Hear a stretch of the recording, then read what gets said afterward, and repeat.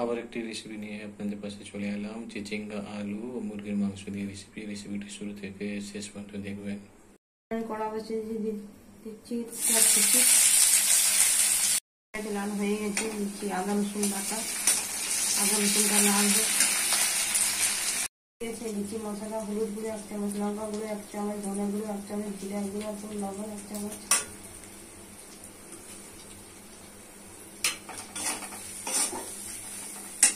দিয়ে দিচ্ছি জল, দিয়ে দিচ্ছি তেজপাতা। মশলাকে ভালো করে কষে দিতে হবে।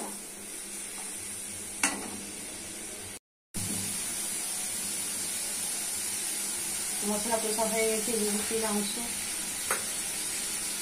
মশলা ভালো করে কষে দিতে হবে।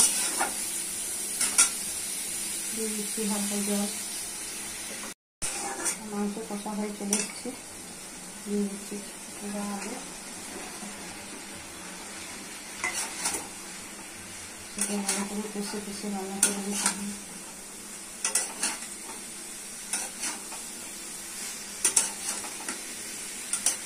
একবার হলেও বাড়িতে করে খান, পরিবারকে খাবার। কষা হয়ে গেছে, ঢাকা দিয়ে রান্না করে দিতে হবে।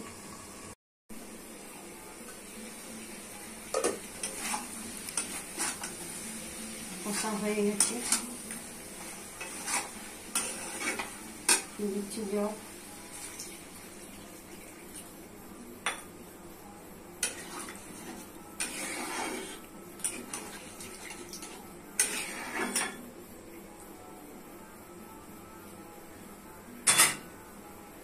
দিয়ে দিচ্ছি গরম মশলা।